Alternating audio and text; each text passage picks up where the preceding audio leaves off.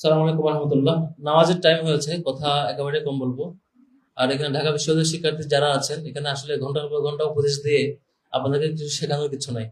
আপনারা বেশ ভালো ইনফর্মড বিশ্ববিদ্যালয়ের পরিস্থিতি নিয়ে, করণীয় ইনফর্মড। পার্থক্য হইলো মাঝে মাঝে চারপাশে কিছু মানুষ আপন সেজে আমাকে আপনাকে ভুল বোঝায়, আজেবাজে জিনিস বোঝানোর চেষ্টা করে, মিসগাইড করার চেষ্টা করে। তখন কখনো কখনো আমি আমার আত্মপরিচয় ভুলে যেয়ে হয়তো ভুল পথে পা বাড়াই। শুধু নিজে পা বাড়ায় না, নিজের পরবর্তী জুনিয়র যারা আছে তাদেরকে সেই পথে নিয়ে যায়। এই চক্রের মধ্য দিয়ে ক্যাম্পাসগুলো খারাপ খারাপ পরিস্থিতির দিকে নিয়ে যায়। 90-এর হাওয়া বদলের যে গল্প আমরা শুনি, সেই সময়টা হাওয়া বদলের পর ক্যাম্পাসগুলোতে গণরুম গেস্ট রুম ফিরে আসছে। গণরুম এর আগে ছিল না, গেস্ট রুম এর আগে কখনোই ছিল না, 90-এর হাওয়া বদলের পর শুরু হয়েছে।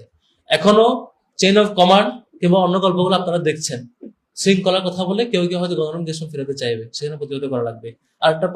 আরেকটা দ্বিতীয় পয়েন্ট যেটা বলবো সেটি হচ্ছে, এই ক্যাম্পাসে আপনি যখন দেখবেন একই টাইমে কোনো শিক্ষার্থী বিশ্ববিদ্যালয় হল রুমে পড়ছে, কোনো শিক্ষার্থী রিডিং রুমে বসে বসে তার অধ্যয়নে ব্যস্ত, কোনো কোনো শিক্ষার্থী সেই সময়টাতে মাঠে মাঠে হয়তো খেলছেন, কোনো শিক্ষার্থী রাতের গভীরে দেখবেন মসজিদে হয়তো নামাজ পড়ছে।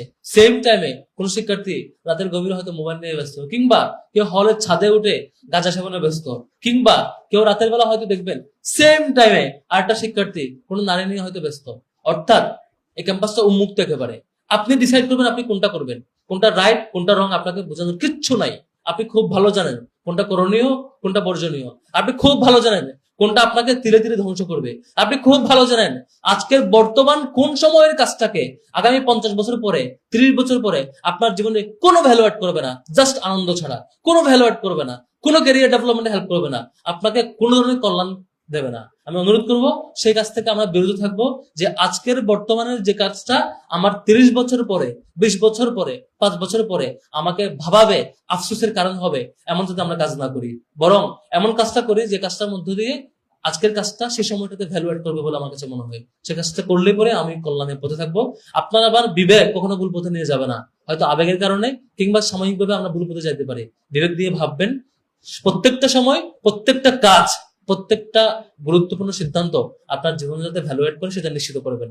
রাজনৈতিক দল তার কথা বলবে, রাজনৈতিক রাজনৈতিক নেতা তার পক্ষে বলবে, পক্ষ বিপক্ষে মত থাকবে, কিন্তু আপনি আপনার বিবেক দিয়ে চলবেন। কোন পক্ষের সেবাদাস হয়ে, কোন ভাই পলিটিক্স এর শিকার হয়ে, কারো পিছু পিছু ঘুরে আপনার সময় নষ্ট করার সে সময় আপনার নাই। আপনি কোনো দল নাও করতে পারেন, আবার করতেও পারেন। আপনি কোনো ক্লাব নাও করতে পারেন, আর ভেরি ইন্ডিভিজুয়াল লাইফ আপনি লিড করতে পারেন, সেটা আপনার ইচ্ছা।